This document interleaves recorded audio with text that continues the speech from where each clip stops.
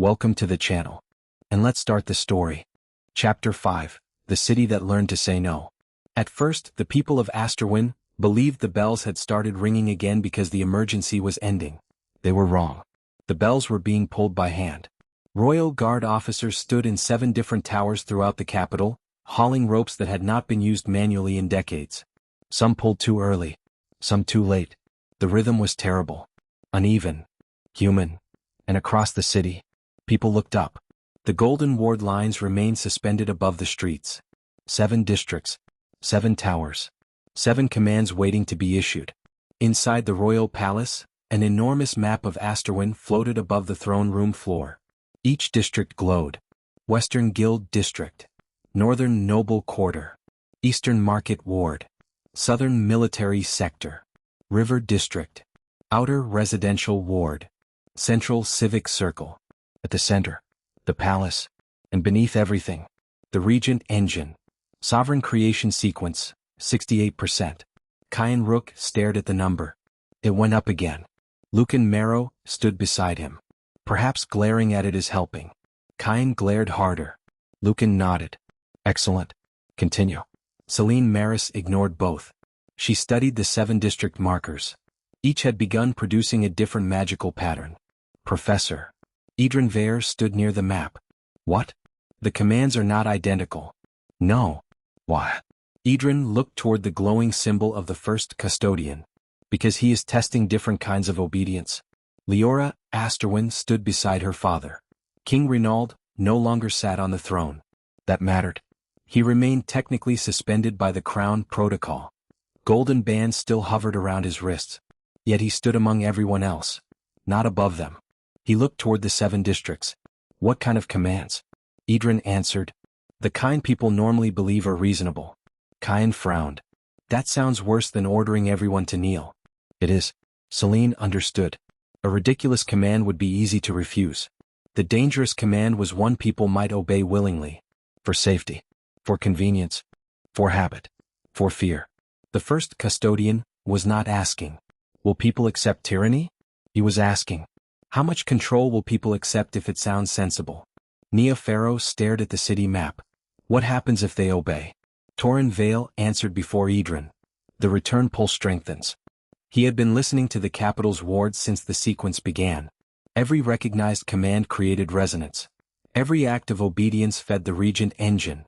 Lucan flipped 1 coin. And if they refuse? Torin's expression tightened. The local protective ward weakens. Kyan folded his arms. So he really is forcing the choice. Leora looked toward the glowing towers. Safety or freedom? Edran shook his head. No.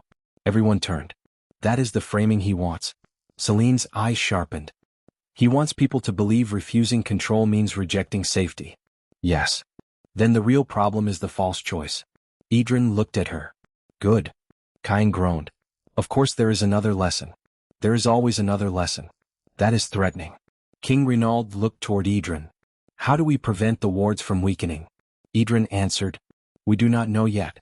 The king frowned. You are unusually comfortable saying that. No. Edran looked toward Class 1F. I have become accustomed to students creating problems faster than I can solve them. Kyan pointed. That sounds like blame. It is observation. Aurelian Crest stood beside Professor Seraphine Voss. If the districts refused their commands simultaneously, the ward degradation could overwhelm the city. Celine nodded. Yes. So we need to separate obedience from protection. Yes. Lucan smiled. That sounds familiar. Everyone looked at him. He lifted his coin. Delay. Torin frowned. Delay what? The consequence. Celine's eyes widened slightly. Lucan continued. The custodian wants every district to believe refusal immediately weakens the ward. Yes. So what if the ward does not know whether the refusal happened yet? Kyan stared. That sentence hurts. Lucan looked offended. It is elegant. Celine stepped toward the map. If we delay the return channel. She traced one of the 7 golden lines. The Regent Engine cannot immediately classify the district response. Leora understood. Which buys time. Lucan grinned. Yes. Edran looked at him. How much? Lucan's grin weakened. That depends. On? How stable the tower timing is. Torin answered. Very. Then I dislike it. Kyan laughed. Lucan pointed at him. You tried delaying a capital-wide authority network. I burn things. Yes, we all have burdens. Edran looked toward the city. 7 commands. 7 towers. 7 teams. No time. He turned toward Class 1F. Move. The first command arrived in the Western Guild District. Hundreds of people stood beneath the Western Ward Tower. Guild mages. Artificers. Apprentices. Caravan guards. Students. The tower glowed. Then golden words appeared across the sky. Western District Directive. All unlicensed spellcasting is temporarily prohibited for public safety. Silence. Kyan stared at the message from the roof of a guild hall. Then looked toward Aurelian. That sounds normal. Aurelian nodded.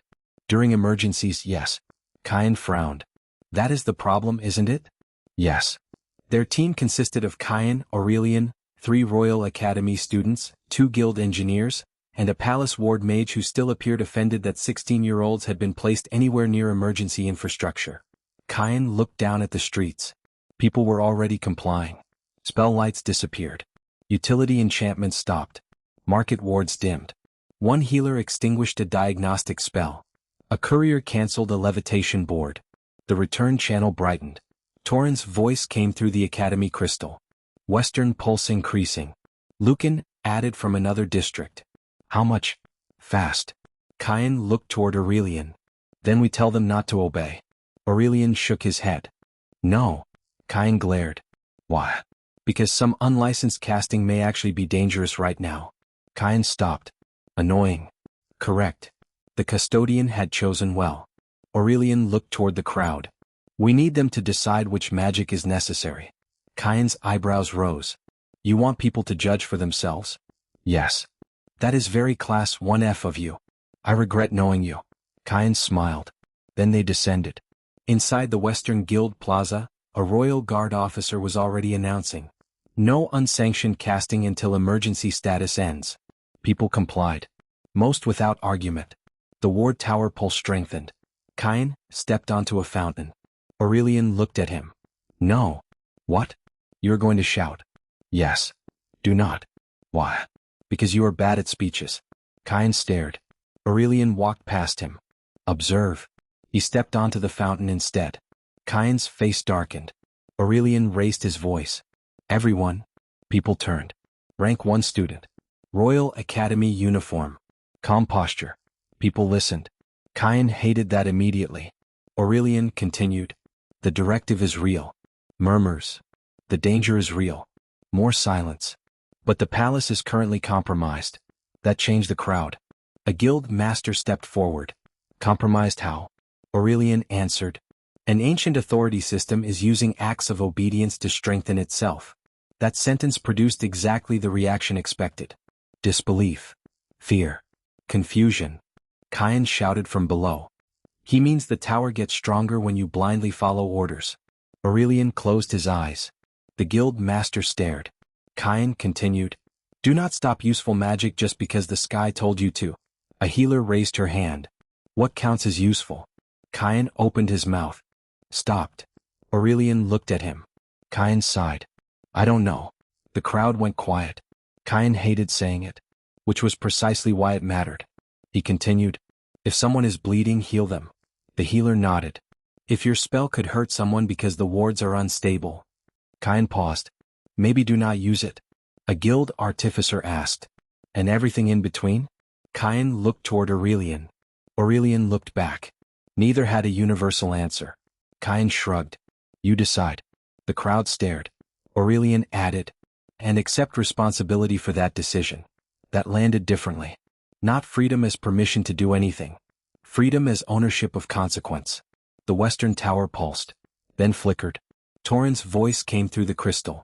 Western compliance pattern is becoming irregular. Lucan cheered faintly. Messy people. Excellent. The healer restarted her diagnostic magic. Not because she had permission. Because someone needed it. A street artificer kept his forge dark. Because unstable mana near the ward tower could create a surge. A courier resumed levitation. Slowly. A fire mage extinguished a decorative spell but kept a heating ward active inside a shelter. People did not all make the same decision. That was the point. The return pulse became harder to classify. Kyan smiled. Then the tower reacted. Unauthorized discretion detected. Kyan looked upward. What does that even mean? Aurelian smiled faintly. It means you are annoying it. Good. The ward shimmered. Protection dropped. Not much. But enough for the city map to flash.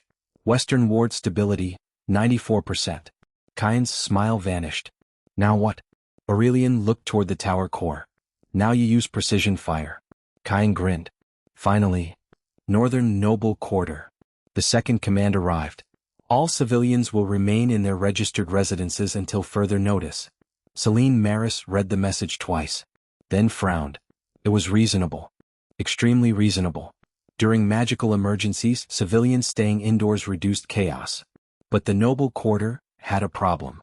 Servants, workers, guards, children studying in other estates, patients receiving private treatment, people whose registered residence was not where they currently needed to be. Celine stood beside 3 court mages and 4 Class 1F students. A noblewoman demanded, "My children are at House Valmir." The local ward officer answered, "Remain in residence." "My children." The directive is mandatory. Celine stepped forward. "Why?" The officer turned. "Academy student. Why must she remain?" "Because the district directive requires it." "That is not an answer." The man frowned. "It is an emergency." "Does the system know her children are elsewhere?" The officer hesitated. "No." "Then the order does not include relevant information." The noblewoman looked toward Celine. A servant nearby spoke. "My registered residence is in the southern district." Celine turned. "Why are you here?" "I work here." "Where is your family?" "South." Celine's expression hardened. The order was optimizing location records, not people. Of course. She looked toward the group. "How many people here are not currently at their registered residence?" Hands rose. "Dozens." "Then more." The directive repeated. "Remain in registered residence." Celine looked at the officer. "What is the objective?" "Public safety." "No." He frowned. "What?" "The rule is a method." She pointed toward the command. "What is the objective?" The officer stared. "Keep people safe." "Good." She turned toward the crowd. "Then do that." The officer's face changed. "You cannot override the directive." "I am not." Celine lifted her notebook. "I am asking everyone to identify the objective." People listened. "Do you have children elsewhere?" "Go if moving is safer than staying." "Do you have elderly people who should not be moved?" "Stay." "Are you in a structurally secure building?" "Consider staying." "Are you alone in a residence whose wards are failing?" "Find help." The local officer frowned. "You are replacing one command with dozens of individual decisions." Celine looked toward him. "Yes." "That is inefficient." "Yes." "And people may choose incorrectly." "Yes." The officer stared. Celine's voice softened. "So explain the risk." That stopped him. She continued. "Do not tell them what conclusion to reach. Give them the information needed to reach one." The noblewoman left for House Valmir. The servant moved south. Another family stayed. A group of elderly residents consolidated into one stronger warded estate. Some decisions were probably imperfect, but they belonged to the people making them. The northern return pulse began breaking apart. Torrent's voice. Northern channel destabilizing. Celine looked toward the tower. The ward dropped. Northern ward stability, 92%. Her expression tightened. Still the price. She raised her communication crystal. "Lucan?" "Static." Then, "Unfortunately alive. We need delay now." His response. "I am working on it." "You said that 6 minutes ago." "I have delayed the solution." Celine closed her eyes. "Of course." Eastern Market Ward. Nia Farrow received the third directive. All public communication must cease to prevent panic. Nia stared. For several seconds. She said nothing. Around her, market announcement crystals shut down. Street musicians stopped. Merchants were told to stop calling customers.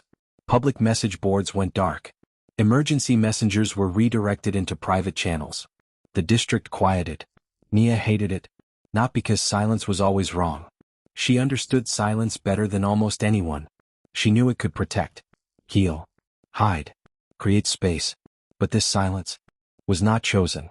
It was imposed. A city told to stop speaking because speech was inconvenient. Her gift stirred. For years, people had believed her gift was sound removal. Erase noise. Make quiet. Useful. Limited. Simple. Edran had asked a different question. What do you actually want silence to do? Nia looked toward the market square. People were already whispering, afraid to speak loudly. One woman tried to call for her missing husband. A local official stopped her. Public communication is restricted. Nia walked toward him. She is looking for someone. Private messaging stations remain available. The station line is 2 streets long. The directive. Nia looked at him. Do you think she should be quiet? He stopped. Different question. Not. What did the system say? What do you think? The official hesitated. No. Nia nodded. Then help her. He stared. The hollow crown command pulsed through his insignia. His jaw tightened. Nia lifted one hand. Selective silence. Not the official's voice. Not the street. The magical pressure attached to the command. She could feel it now. A separate vibration hidden beneath sound. She removed only that. The official inhaled sharply. Something left his expression. He looked toward the woman. Then pointed toward a guard. Help her search. The guard hesitated. The official did not command him. He corrected himself. Can you? The guard nodded. Yes. They moved. Nia looked toward the surrounding market. People were waiting. She hated public speaking. Still, that had not magically vanished because she had learned one lesson. Her heart beat faster. She could remove every sound in the square. That would be easy. Speaking was harder. She stepped onto a market platform. No podium. No formal amplification. Nia looked at hundreds of faces. Then spoke. My name is Nia Pharaoh. Some people turned.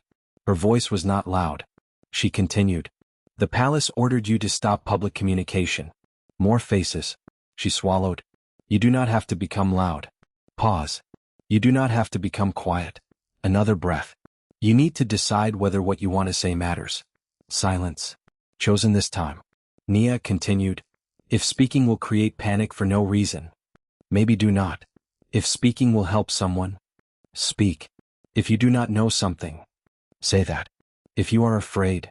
Her voice trembled. That is allowed. The official looked at her. People listened. Not because her gift forced them. Because she was speaking. Nia looked toward the enormous command above the district. All public communication must cease. She raised one hand.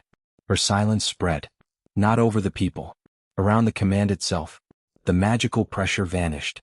The words remained visible, but no longer carried weight. People could read them. And choose. Conversations returned. Not chaos. Messages. Questions. Warnings. Reassurance. Arguments. A child started crying. A merchant shouted that the eastern alley was blocked. Someone laughed. The market became noisy. Human. The tower pulsed erratically. Eastern compliance model, unstable. Nia smiled. Then, Eastern ward stability, 90%. Her smile faded. The cost remained. Southern military sector. The 4th directive was the most dangerous. All military personnel will follow the highest-ranked available officer without exception. Torrin Vale read it, then looked toward Commander Vale. The commander looked deeply uncomfortable. Around them, soldiers were already organizing by rank. Efficient. Fast. Exactly what military training demanded. The southern ward tower brightened. Compliance surged. Torrin listened through the stone. It is feeding faster than the others. Vale cursed. What do we do? Torrin looked at him. He was not used to being asked by commanders. Edran was not there. No one else could answer for him. Torrin thought. The problem was not hierarchy. A battle unit needed coordination. The problem was, without exception, no correction, no refusal, no judgment. Torrin looked toward Vale. What if your commander gives a bad order? Vale frowned. Then I am still required to obey unless it violates military law. And if the system changes the law? Silence. Vale's face hardened. Torrin continued. What if your commander is being controlled? The soldiers nearby became still. What if he cannot see something you can? Vale looked toward the tower. Torrin touched the floor. Earth does not have one voice. The soldier stared. He was not good at speeches. So he used what he understood. The ground under us has thousands of vibrations. Footsteps. Water. Wagons. Mana. Cracks. If I listen only to the strongest one. He paused. I miss the thing that matters. Commander Vale looked at him. Torin continued. Rank is useful. Sometimes the strongest signal is useful too. But listening only because it is strongest. He shook his head. Is not listening. Vale's expression shifted. A younger lieutenant stepped forward. What do you suggest? Torin looked toward the soldiers. Confirm orders. The lieutenant frowned. How? Repeat objective. What? Torin thought. If an officer says, seal the eastern gate. He looked toward Vale. The soldier asks why. Vale looked horrified. You want every soldier to question every order? Torin immediately shook his head. No. Then thought. Yes. Then frowned. Not like that. The lieutenant almost smiled. Torin tried again. Ask what the order is trying to accomplish. Vale understood. Commander's intent. Torin nodded. Yes. Military doctrine already had the concept. Not blind obedience. Understand objective. Adapt if circumstances changed. The hollow crown had removed the second part. Vale turned toward his officers. New temporary procedure. He stopped. The command pressure tried to turn his statement into authority. He felt it, then changed. I am asking each unit to confirm the objective behind every major directive. The soldiers stared. Vale continued. If the order and objective conflict. He took a breath. Use judgment. The tower flickered violently. Military discipline deviation detected. A lieutenant smiled. That seems promising. Torin placed both palms against the stone. The return pulse changed. More complex. Commands still moved. But now they returned with interpretation. Clarification. Modification. Local judgment. The Regent Engine did not know what to do with it. Southern Authority model conflict. Torin smiled. Then the ward stability dropped. Southern ward stability, 88%. Too fast. Torin's face hardened. Lucan. Is crystal activated? I know. How long? Pause. Soon. Torin frowned. Soon is not a time. Lucan gasped. You have become cruel. River District. Lucan Marrow had a problem. Technically. He had 16 coins and one extremely impatient river engineer. The fifth directive hung above the district. All bridge crossings are suspended. Reasonable. The royal bridges were part of the ward network. If the structure destabilized, keeping people off bridges was intelligent. Unfortunately, 3 medical caravans were on the wrong side of the river. A fire had broken out near the eastern warehouses.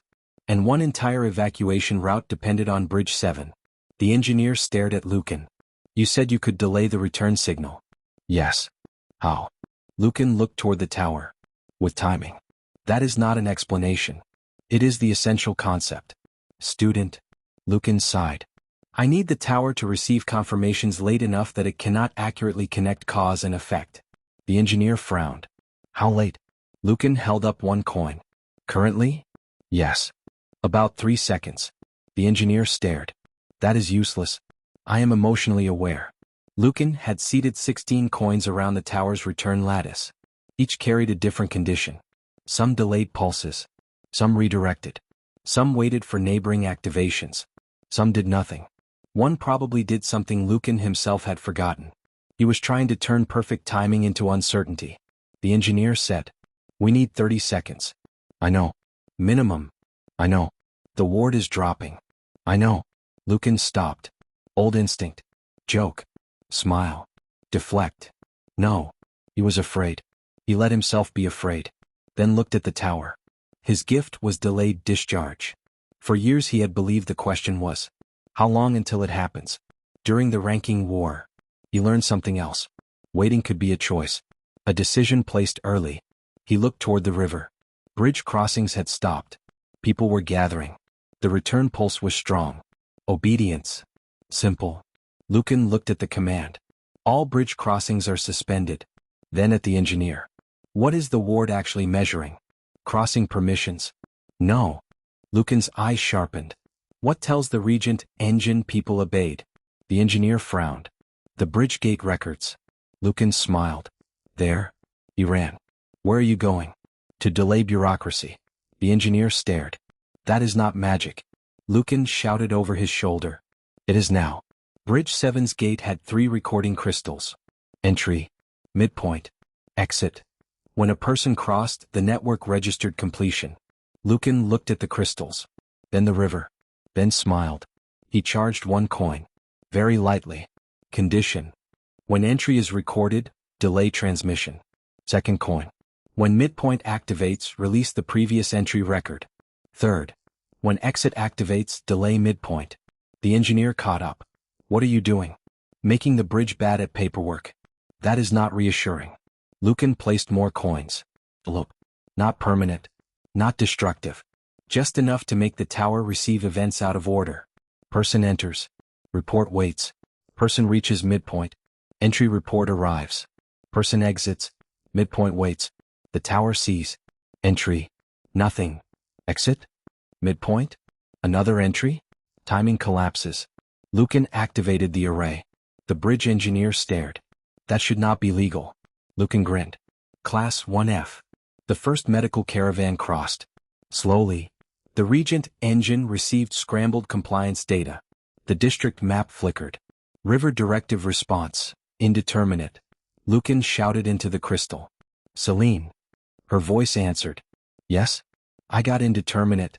Silence. Then Kyan's voice from another channel. Why are you proud of that? Lucan grinned. Because confusion is progress. The river ward stabilized. Not fully. But the decline slowed. River ward stability, 91%. Lucan froze. It had been lower 30 seconds ago. The delay was helping. He looked at the engineer. It works. The engineer stared. Yes. Lucan smiled. Then. One of his coins exploded. Very small. The engineer looked toward him. Lucan coughed. Mostly. Outer residential ward. The 6th command was simple. All households will report occupant names and gift classifications for emergency protection. Leora read the directive through the palace map. Then looked toward Edran. No. He nodded. Yes. She understood immediately. Names. Gifts. Identity. Classification. A database. The 7th disciple's erased name. The Hollow Crown's obsession with categorizing people. Leora's face hardened. This is not protection. Edran looked toward the map. It may have started as protection. Does that matter? Yes. She looked at him. Why? Because people are more likely to comply if the original purpose was reasonable. Leora hated that answer because it was true. King Renaud stepped beside her. The residential registry already stores family names. Not gifts. No. Why not? Renaud's expression tightened. Because King Aldrin prohibited centralized gift registration after the liberation. Edran looked toward him. Good. Leora stared. Another secret. Another old decision. But this time. A good one. Why? Edran answered. Because the thrones used gift registries to determine function. Kyan's voice crackled through the communication crystal. Function? Celine answered from another district. Jobs. Restrictions. Military assignment. Marriage permissions. Silence across the channel. Leora looked toward the residential ward. And now the system wants that information again. Yes. Edran's expression became cold. A name. A gift. A category. Role. A person reduced to what the system believed they were useful for. Class 1F knew that story too well. Weak fire student. Defective delayed lightning. Shield. Quiet girl. Princess. Rank 24. Labels. Leora lifted the academy broadcast crystal. She could speak to the district. Her father looked toward her. You should. She glanced at him. Not a command. Good. The broadcast opened. Families across the outer residential ward saw Princess Leora. Royal blood. Crown gate bearer. The very person the system wanted as successor. She spoke. The palace is requesting your names and gift classifications. People listened. Do not submit them automatically. The system flashed. Crown bearer contradiction detected. Leora ignored it. The directive claims this information is necessary for emergency protection. She looked toward Edran. He said nothing. Her choice. Leora continued. Some emergency services may genuinely need information. A healer may need to know your affinity. A rescue team may need to know whether someone can fly, breathe underwater, or reinforce stone. She paused. But no system needs to know everything about everyone simply because it is easier. Families watched. Leora's voice hardened. Give information when you understand why it is needed. Ask who receives it. Ask how long it will be kept. Ask what happens if you refuse. The crown gate flickered around her. And if no one can answer those questions? Her eyes sharpened. You may say no. The residential district response fractured immediately. Some households submitted limited information to local healers. Some refused. Some offered only names. Some reported specific emergency useful gifts. Some provided nothing. The system became unstable. Registration completeness, 34%. Then, data quality, inconsistent. Lucan's voice came through. That may be the nicest thing anyone has ever said about privacy. Leora almost smiled. The ward stability dropped. Outer ward stability, 86%. Too low. Edran looked toward the map. 7 districts were now choosing. And the city was paying. Central Civic Circle. The 7th command arrived last. Everyone in the palace saw it. The command spread across government buildings, court offices, public squares, central hospitals, and the royal archives. All civic personnel will continue assigned duties until released by authorized supervisor. Edran stared. Then sighed. King Renaud looked toward him. What? This one is clever. Celine's voice crackled through the crystal. Why? Edran answered. Because it does not tell anyone to do something unusual. Lucan. It tells them to keep working. Yes. Kyan. That is evil. Edran looked toward the crystal. You have accidentally made a valid point. Across the civic circle. Clerks continued processing emergency documents. Healers remained at posts. Ward technicians stayed at consoles. Archive staff kept recording. Messengers kept running. No obvious oppression. No soldiers forcing anyone. Just continue until released. Tired workers stayed because leaving felt irresponsible. Officials remained because supervisors had not dismissed them. Healers worked past exhaustion. Junior clerks followed procedures that no longer made sense. The system fed. Compliance surged. Torrens' voice became urgent. Central channel strongest. The Regent Engine jumped. Sovereign creation sequence, 74%.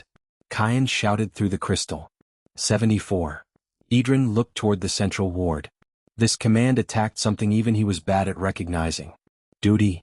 He understood obligation. Too well. Save the city. Break the throne. Protect the disciples. Keep moving. No rest. No asking whether the task still mattered. 12 years ago. He had kept going until the war ended. Then disappeared. Perhaps because he did not know what to do when no one was giving him an emergency anymore. Leora looked toward him. What is the counter? Edran said nothing. The system climbed. 75%. King Renaud frowned. Edran. Still nothing. The answer was not magical. It was painfully ordinary. Nia's voice came through the crystal. Professor? He looked toward the communication seal. She was far away. But her voice was clear. Can people stop? Silence. Edran closed his eyes. Of course. The simplest question. One he had never been good at asking himself. He opened the broadcast.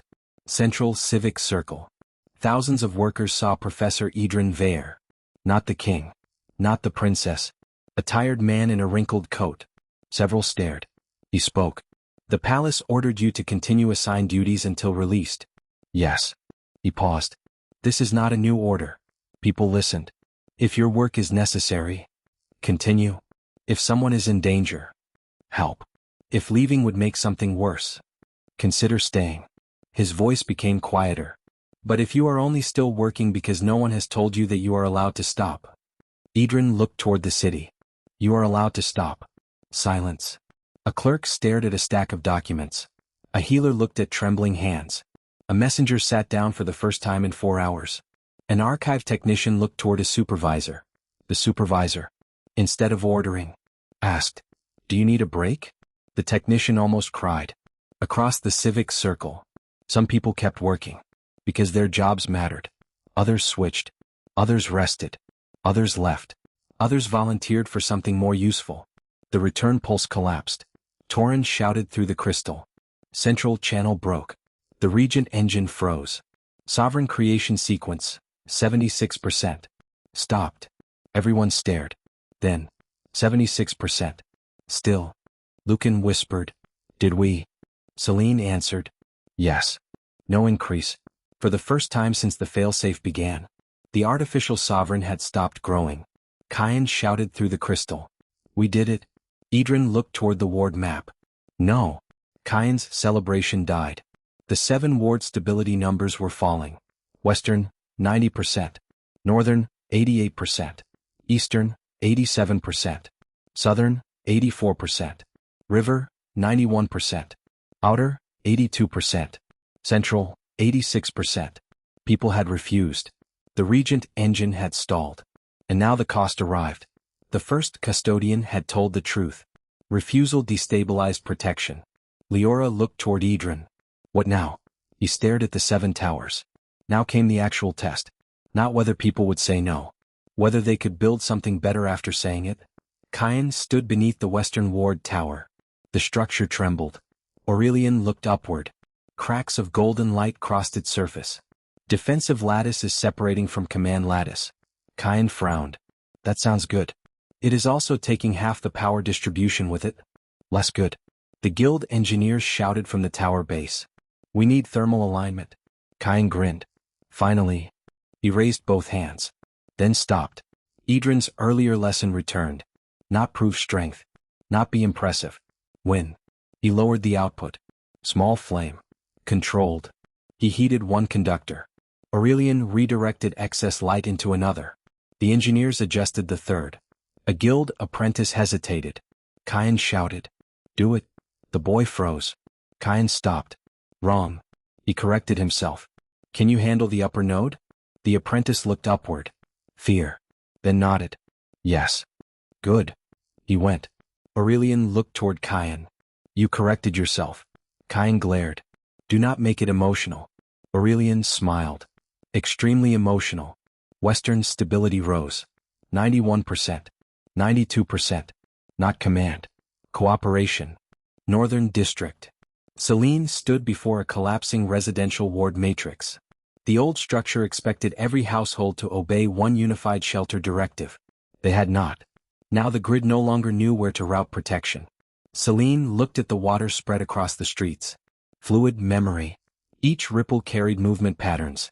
Where people actually were. Not where the registry said they should be. She smiled. Stop protecting addresses. The ward mage stared. What? Protect people. That is not how the grid is configured. Then change it. We would need thousands of location updates. Celine looked at the water. No. Her gift remembered. Footsteps. Movement. Flow. She raised both hands. Water spread through gutters and fountains. Every moving group created a pattern. The ward mage's eyes widened. You are building a live population map. Approximately. That is impossible. Celine frowned. Not impossible. She looked toward Edran's lesson in her memory. No perfect answer. Commit. Just inaccurate. The mage stared. Celine continued. But less inaccurate than the registry. He laughed once. Then help. Northern stability rose. 89%. 90%. Eastern market. Nia stood at the base of the tower. The district had become noisy. Too noisy. People had rediscovered speech all at once. Rumors spread. Someone shouted the palace had fallen. Someone else claimed Black Veil had killed the king. Another said Leora had become queen. Nia closed her eyes. There. The custodian's trap inside freedom. Speech without responsibility could also hurt. She could silence everything. Easy. Wrong. Nia stepped back onto the market platform. My name is Nia Pharaoh. People gradually quieted. She continued. Speaking is a choice. A merchant shouted. Then let us speak. Yes. Nia looked at him. And listening is also a choice. The man stopped. She pointed toward the crowd. If you do not know something, say you do not know. If something is a rumor, call it a rumor. If someone else knows more, listen. She raised her hand. Selective silence spread. Not removing voices.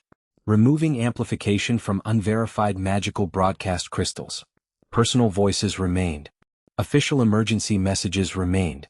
Anonymous magical projections vanished. People could still speak. But rumors lost their artificial reach. The market reorganized. Eastern stability rose. 88%. 89%. Mia smiled. Not all silence was control.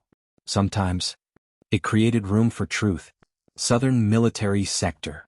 Torin had a different problem. Once soldiers stopped obeying automatically, command speed collapsed. Too many questions. Too many confirmations. One unit asked for clarification on everything. Another interpreted too freely. A gate almost opened at the wrong moment. Commander Vale stared at Torin. This is becoming chaos. Torin listened to the ground. Different units.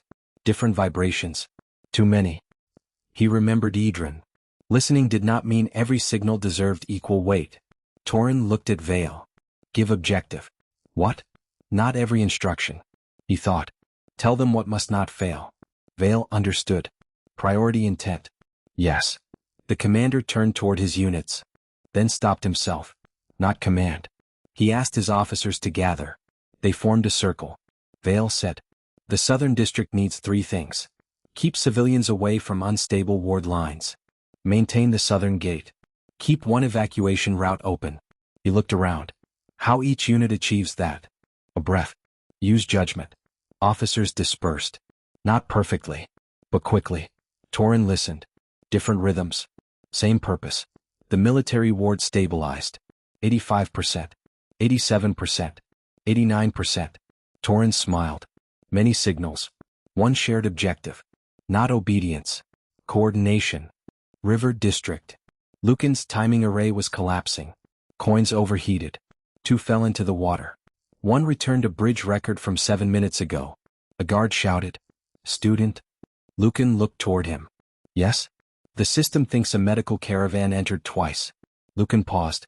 That is technically possible if time is philosophical. The guard stared. Lucan sighed. Fine. The problem with delay. Too much became misinformation. Burin's lesson returned. Waiting was not always better.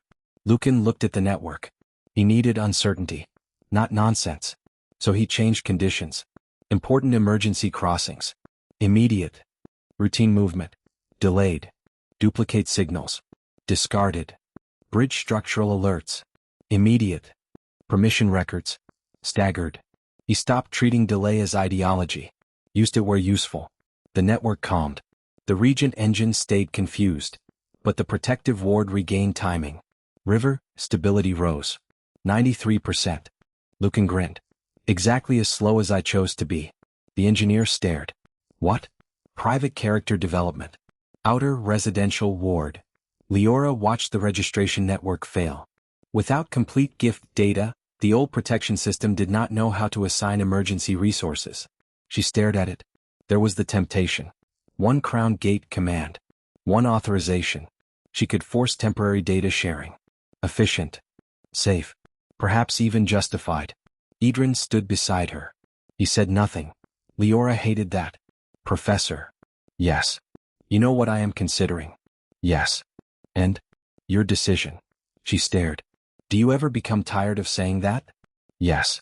Yet you continue. Yes. Leora looked at the residential map. Then remembered her ranking war match. Refusing Crown Gate had cost victory. This time, refusing control could cost people safety. Different context. Different decision. The lesson was never use the gate. The lesson was, know what you choose. Know the cost. Choose again. Leora raised her hand. Edran's eyes sharpened. Crown Gate opened. Not toward people. Toward the system. She spoke. Emergency services may request information. The network responded. Request authority accepted. Requests must state purpose. Accepted. Data expires when the emergency ends. Pause. Conflict with archival continuity. Leora's eyes hardened. Denied. The system trembled. Crownbearer override. Data may not be reused for classification, employment, marriage, military placement, or civil restriction. Edran looked at her. Very specific. She had listened to history. The network struggled. Then, limited emergency data protocol accepted. Leora exhaled. She had used Crown Gate. Not to control people. To limit what the system could do with their information. Households began voluntarily sending emergency-relevant data. Outer ward stability rose. 84%. 87%. 90%. Leora looked toward Edran. Was that correct? No. She stared. He continued. It was your choice. She sighed. I walked into that. Yes. Then Edran added. But it was good. Leora blinked. Praise. Direct. From him. She almost smiled. Do not become emotional, Professor. I regret everything. Central Civic Circle. King Renaud stood among clerks. No throne. No crown. No command seal. A tired healer approached. Your Majesty. Renaud turned. Yes? We need more volunteers at Central Hospital. Old instinct. Assign 20 palace staff. He stopped. Then looked toward the officials around him. Who can help? Hands rose. Not enough. Renaud considered. What would make it possible? One clerk spoke. Childcare. Another. Transport. Another. Food. Renaud stared. A command would have been faster. It would also have missed half the problem. He nodded. Can we solve those? People began organizing. One servant arranged meals. A transport mage volunteered. 3 palace attendants created childcare space in an unused court hall. Renaud watched. The city functioned. Slower. Messier. But perhaps. More honestly. Central ward stability rose. 89%. King Renaud looked toward Edran through the academy crystal. You knew. Edran's voice answered. No. What? I hoped. Renaud smiled faintly. That is less impressive. Yes. Better. Edran became quiet. Perhaps. Inside the throne room. The city map slowly changed. 7 ward numbers climbed. Western, 94%. Northern, 93%. Eastern, 92%. Southern, 91%. River, 95%. Outer, 93%. Central, 94%. The Regent Engine remained frozen. Sovereign creation sequence, 76%. Then, 75%. Celine's voice came through every crystal. It decreased. Everyone stopped. 74%. Lucan shouted. It can go backward. 73%. The palace shook. Far beneath the city, the artificial sovereign matrix began losing coherence. Not because people destroyed it. Because its model of authority no longer matched reality. People were still coordinating. Still helping. Still protecting. But obedience no longer mapped cleanly. The engine could not construct a ruler from patterns it could not define. The First Custodian's voice returned. Across every tower. Calm. But no longer amused. Interesting. Kyan looked toward the sky. Oh, he sounds annoyed. Aurelian nodded. Good. The voice continued. You have reduced command efficiency by 38%. Lucan smiled. Thank you. That was not praise. Lucan looked around. Everyone keeps saying that today. The First Custodian continued. Emergency response time has increased. Celine frowned. True. Decision conflicts have increased. Also true. Resource allocation has become less efficient. True again. Ward recalibration has required 4 times the personnel. True. Then. And yet. Pause. The city remains functional. Edran stood in the outer ward with Leora. He looked upward. Yes. The custodian's voice changed. Temporarily. Edran waited. You have proven people can coordinate without direct command during one controlled crisis. Kyan shouted toward the tower. You caused the crisis. Aurelian looked at him. He cannot hear you. The voice paused. Then. I can. Kyan blinked. Aurelian sighed. The custodian continued. What happens after 3 days? No one answered. After exhaustion? After disagreement? After shortages? After fear? The city quieted. Edran knew where this was going. The First Custodian was not finished. People cooperate while they believe the danger is shared. His voice became softer. What happens when safety requires sacrifice from one district to preserve another? Leora's expression hardened. No. Edran looked toward the city map. A new protocol appeared. Ward Power Reserve. Insufficient for 7-district maximum protection. Celine stared through the shared channel. That was not there before. Torin answered. Because the network lost efficiency. The First Custodian said. Exactly. The consequences of their solution. The city had stabilized. But at higher cost. The system lacked enough reserve power to protect every district equally. A new message appeared. Required, priority allocation. 7 district names. 7 percentages. Total reserve insufficient. King Renaud stared. We need to choose which districts receive stronger protection. The custodian's voice returned. Now we reach governance. Silence. Not personal freedom. Allocation. Scarcity. Trade-offs. Who receives protection? Who waits? Who risks more? The city map flashed. One district must accept reduced ward coverage for 47 minutes. Kyan's face hardened. There is always another test with this guy. Celine looked at the numbers. This one is real. Yes. Even if they refused the custodian's framing, the energy shortage remained. Someone had to bear risk. Leora looked toward Edran. What do we do? He answered immediately. We do not choose alone. King Renaud stared. You cannot ask the entire capital to debate emergency power distribution. Edran looked toward him. Why not? Time. The system displayed. Allocation required in 8 minutes. Renaud closed his eyes. Fair. 8 minutes. 7 districts. Millions of variables. Edran looked toward Celine's communication channel. Can you map actual risk? She answered. Some. Torin? I can estimate structural vulnerability. Nia? Communication network is open. Lucan? I can buy maybe 90 seconds. Kyan? Silence. Then. What? Edran almost smiled. Nothing. Kyan shouted. I knew it. Edran looked toward Leora. Crown Gate can finalize allocation. She nodded. But not decide it. Good. King Renaud looked at Edran. You are proposing public consultation in under 10 minutes. Yes. That is absurd. Yes. Good. Renaud turned toward the broadcast crystal. He was learning. Across Asterwyn, district leaders reported. Western Guild District had strong independent mana generators. Could accept reduced crown coverage for short periods. Northern Noble Quarter had older buildings but many private wards. Eastern Market Ward had dense population and open streets. Southern Military Sector had reinforced structures and disciplined response teams. River District faced flood control dependency. Outer Residential Ward had weaker buildings and many children. Central Civic Circle contained hospitals and government coordination hubs. No obvious answer. Celine gathered data. Not perfect. Not complete. Enough. She displayed it publicly. That mattered. No hidden model. No secret calculation. People could see the same information. King Renaud addressed the capital. We have less ward power than we need. No euphemism. One district must accept reduced protection for approximately 47 minutes. Murmurs spread. I will not decide in secret. The hollow crown flickered. The first custodian said nothing. Renaud continued. District representatives report your capacity. Western Guild Master answered first. We have independent generators. Southern Commander. We can reinforce locally. Northern Representative. We can manage partial reduction but not complete loss. River Engineer.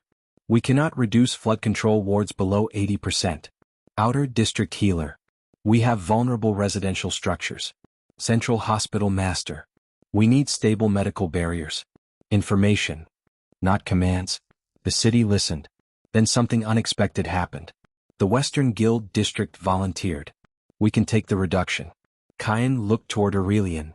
Aurelian nodded. Reasonable. Then Southern Military spoke. No. Everyone paused. Commander Vale continued. Western generators are already supporting 3 districts. He looked toward his officers. We can take more risk. Western Guild Master objected. You are protecting the Southern Gate. Yes. Which is strategic. So are hospitals. The Northern Quarter representative spoke. We have private ward reserves. Then a servant representative interrupted him. Some houses do. The nobleman stopped. Corrected. Some houses. Good. The discussion became messy. Fast. Arguments. Data. Offers. Corrections. 7 minutes. 6-inch.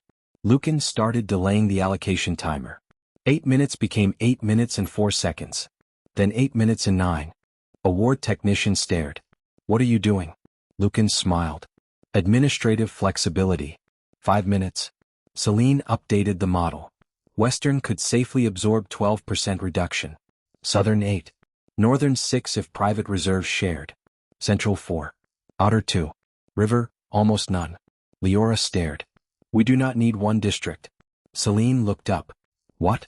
The system says one district must accept reduced coverage. Yes. Why? Celine froze. Because that was the protocol. Not physics. She looked at the actual power numbers. Then smiled. We can distribute reduction. 7 smaller risks. Instead of one large sacrifice. Edran's eyes sharpened. There. Another false assumption. The command had said, one district must accept reduced ward coverage. But the energy shortage did not require that. Only the system did. Celine shouted through the network. Professor. I know. Leora raised Crown Gate. The allocation interface appeared. It offered 7 choices. Choose one district. She stared. Then looked at the underlying power channels. Can I split it? The system responded. Invalid allocation model. Leora smiled. Edran knew that smile. Dangerous princess. Then your model is wrong. She opened Crown Gate. Not to choose a district. To open the allocation structure itself. 7 channels became visible. She redirected percentages. Western -12. Southern -8. Northern -6. Central -4. Outer -2. River -1. Remaining distributed proportionally. The system resisted. Unauthorized distributed sacrifice model. King Renaud stared at the phrase. Sacrifice? Leora's eyes hardened. Yes. That is what it calls allocation. Edran looked toward the First Custodian's symbol. The ideology became clearer. Someone had built the system around singular burden. One ruler. One command. One district sacrificed. One answer. Class 1F had spent months learning the opposite. Many answers. Shared responsibility. Leora spoke. Authorized. The Crown Gate flared. The system trembled. Then. Distributed allocation accepted. 7 ward levels stabilized. No district fell below safe threshold. The city exhaled. The First Custodian remained silent. For several seconds. Nothing. Then he laughed. Not mocking. Almost pleased. Edran frowned. I dislike that. Leora agreed. The custodian finally spoke. That was not the answer I predicted. Celine replied through the city broadcast. Then your model was incomplete. Silence. Edran almost smiled. The First Custodian said, perhaps. That was more dangerous than anger. A fanatic who could learn. Was harder to defeat. Below the palace. The Regent Engine dropped. Sovereign creation sequence, 69%. Then, 65%. The artificial authority structure fractured. The crown anchor pulsed. The forgotten 7th disciple watched. The First Custodian's presence moved through the network like a shadow. She remembered more now. White mask. Empty crown. A man at the edge of liberation planning rooms. Always quiet. Always useful. Always asking what happened if leaders died. What happened if Edran disappeared? What happened if councils failed? What happened if the resistance won? And no one knew what came next. Questions. Reasonable questions. Dangerous answers. Her fingers tightened around the broken chain. A name almost surfaced. Not hers. His. She whispered. Who are you? The crown anchor reacted. Identity access restricted. Her eyes narrowed. You sealed yourself. Interesting. The First Custodian had done to his own identity. Something similar to what Edran had done to hers. A system could not betray a person it did not know existed. The Hollow Crown's leader had hidden himself even from his own organization. The woman smiled without humor. Coward. The 7th lock pulsed. Then. Another memory. Edran standing beside the masked man. Younger. Tired. The masked man asking. What if you die? Edran. Then someone else chooses. The masked man. What if they choose badly? Edran. Then they choose again. The woman froze. The exact argument happening now. This had begun before the liberation ended. Not 31 years ago. Not 12. Earlier. Much earlier. The Hollow Crown had not been created because Edran failed after victory. Its founder had already disagreed with him before victory. That changed everything. Above. The city celebrated stabilizing wards. The woman did not. Because she realized something. The First Custodian was not testing Edran to prove him wrong. He had been preparing this test for years. For him. Specifically. A street level. People cheered when the ward numbers stabilized. Cain did too. Loudly. Aurelian stood beside him. We should not celebrate yet. Cain pointed upward. The artificial king is shrinking. Yes. The ward stayed up. Yes. We won this part. Aurelian considered. Then nodded. Yes. Cain smiled. Good. They bumped fists. Both immediately looked uncomfortable. Cain frowned. Never mention that. Agreed. The western tower flashed. Then every tower flashed simultaneously. The city went quiet. One final message appeared. District test complete. Then. Result. Non-centralized coordination viable under limited conditions. Lucan read it. I feel evaluated. Celine answered through the crystal. We were. The next line appeared. Model updated. Edran's expression hardened. There. The dangerous part. The system had learned from them. Then. Sovereign creation sequence paused. The city erupted. Relief. But Edran did not move. Paused. Not cancelled. Leora returned to his side through Crown Gate. She followed his gaze. You do not like the wording. No. King Renauld arrived moments later with a small royal escort. No command magic. Just people. He read the message. Can we shut the engine down now? Edran answered. Maybe. Cain arrived. Why is it always maybe? Because certainty is expensive. Lucan came next. That sounds profound. It is mostly annoying. Celine, Torin, Nia, Seraphine, and Aurelian regrouped. Class 1F gathered. The city had passed the custodian's test. Or perhaps, changed it. Nia looked around. People were talking in the streets. Guards asking instead of ordering. Citizens questioning ward instructions. Some overdoing it. One merchant was arguing with a traffic officer for no useful reason. Nia frowned. Professor. Yes? Saying no is becoming popular. Edran looked. A man had refused to clear an emergency lane because freedom. Cain stared. That is stupid. Edran nodded. Yes. Lucan sighed. We have created philosophy. Celine's expression tightened. This is the next problem. Exactly. Refusal alone was not freedom. Sometimes an order was good. Sometimes cooperation required accepting expertise. Sometimes the person directing you knew more. The lesson could become another cage. Never obey. Just as dangerous as always obey. Edran looked toward the city. The chapter title was optimistic. Everyone stared. What? Cain asked. Nothing. Edran stepped into the street. He approached the arguing merchant. The traffic officer looked exhausted. The merchant shouted. You cannot tell me where to stand. Edran looked toward the overturned supply cart blocking the road. Why does he want you to move? The merchant frowned. That is irrelevant. No. Edran pointed toward the approaching medical wagon. The man looked. Oh. Yes. The merchant immediately moved. The traffic officer exhaled. Edran looked toward Class 1F. Lesson continues. Cain groaned. Celine smiled. Nia understood. The city had learned to say no. Now, it needed to learn when to say yes. Inside the royal palace. Cassian Mayor Rowan remained under guard. He watched the city through a window. People had refused the hollow crown. The city had not collapsed. Worse. From his perspective, it had adapted. He whispered. Temporary. A guard beside him looked over. Cassian said nothing else. Then the room's communication crystal activated. No one touched it. The hollow crown symbol appeared. Cassian froze. The guard reached for his weapon. A voice spoke only inside Cassian's mind. The First Custodian. You performed adequately. Cassian's face changed. Adequately? He whispered. You knew. No response. You knew the failsafe would activate. Silence. You knew the city could survive the test. The voice answered. I estimated a 41% probability. Cassian stared. You risked the capital. Yes. Everything inside Cassian shifted. For years, he had believed systems were safer because they did not gamble emotionally. The First Custodian had just risked an entire city. For data. Cassian whispered. This was an experiment. Everything governing humans is an experiment. Cassian became pale. Who are you? Pause. Then. Someone who learned not to trust heroes. The connection vanished. Cassian sat slowly. For the first time in 17 years. He wondered whether the hollow crown had ever been about continuity at all. That night, Asterwyn remained awake. People repaired wards. Guild shared power.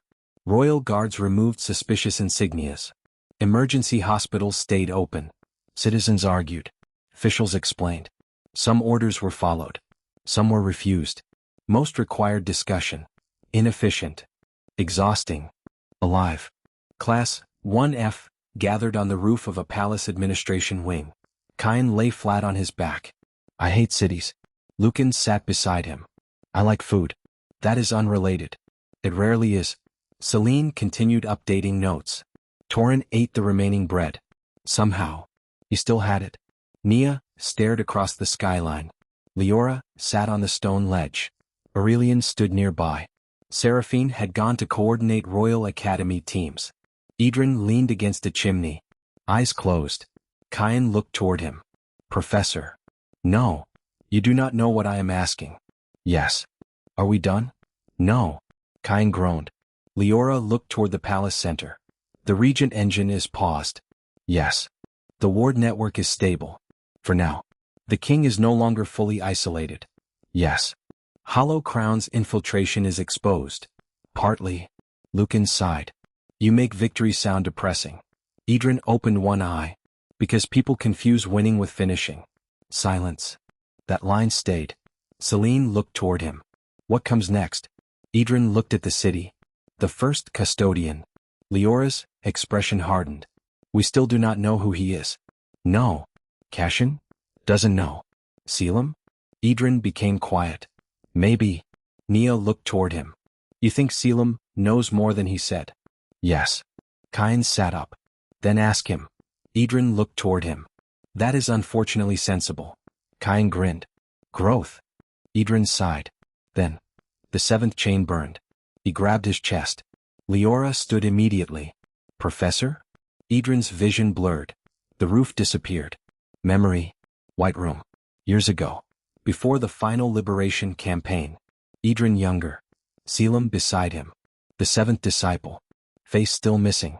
And another man. Tall. White ceremonial mask. Empty crown carved across the brow. He stood over a map. Edran heard his own voice. If the resistance survives this, the command networks must be dismantled. The masked man answered. Then what protects continuity? Selim. People. The masked man laughed. People abandon duty. Edran looked toward him. Then someone else steps in. And if no one does? Then the system failed because we failed. The masked man went silent. Then. I will build something that does not. Memory broke. Edran staggered. Leora caught him. The others stood. Kyan's expression hardened. What did you see? Edran breathed. The seventh chain loosened slightly. Not enough. But he remembered the mask. The conversation. The promise. Edran whispered. He was there. Celine stepped closer. Who? The First Custodian. Leora's eyes sharpened. You knew him? Yes. Name? Edran closed his eyes. Nothing. The name was missing. Not erased like the seventh disciple. Blocked differently. Deliberately hidden behind a conceptual blind spot. Edran shook his head. No name. Nia asked. Did Selim know him? Edran opened his eyes. Yes. Silence. Then the palace bell rang once. Only once. A communication crystal on Leora's belt activated. Black. Not royal gold. Selim. His face appeared. Older. Calm. Pale eyes. Kyan immediately stood. Celine froze. Leora's crown gate flickered. Edran stared. Selim looked toward him. Teacher. Edran's expression hardened. We need to talk. Selim almost smiled. Yes. About the First Custodian. The smile disappeared. Class 1F watched. Selim became completely still. Then. You remembered him. Partly. How much? White mask. Selim closed his eyes. That reaction told everyone enough. He knew. Edran continued. Who is he? Long silence. Selim looked toward something outside his projection. Then back. I cannot tell you through this network. Why? Because he built it. The roof became quiet. Leora asked. Then meet us. Selim looked toward her. The princess did not flinch. Dangerous request. You already infiltrated the crown anchor. Yes. You watched my ranking war match. Yes. You manipulated the anchor. Yes. And now someone else nearly turned the capital into an artificial sovereign. Yes. Leora's eyes hardened. So stop behaving like you are outside this problem. Selim stared. Then, very slightly, smiled. Edran looked toward her. Dangerous student. Again. Selim said. Tomorrow. Edran frowned. Where? Old Liberation Memorial. King Aldrin's Monument District. Public. Symbolic. Probably deliberate. Selim continued. Midnight. Kyan immediately said. We're coming. Edran and Selim both answered. No. Kyan stared between them. That was disturbing. Selim almost laughed. Edran did not. Selim looked back at his teacher. Come alone. No. Then bring Lisette. No. Orvan. No. Teacher. Edran stared. You do not get to choose who I trust. Silence. Selim's expression changed. Something between pain and approval. Good. Then he looked at Class 1F. 24 students. The new class. Not his. Something old moved behind Selim's eyes. He said, Bring 6. Kyan grinned instantly. Celine frowned. Why 6? Selim looked at Edran. Because teacher once brought 7. The 7th chain burned. Edran's expression went cold. Selim continued. And one of them never came home. The crystal went dark. No one spoke. Nia looked toward Edran. Who are the 6? Edran stared at the dead crystal. Then at the city. Arc 3 had begun with Leora being summoned home. Now, the past was summoning Edran. And this time, he would not be allowed to answer alone. Next chapter 6. 6 students and a dead man's memorial. Thank you for watching. Please do like, share and subscribe.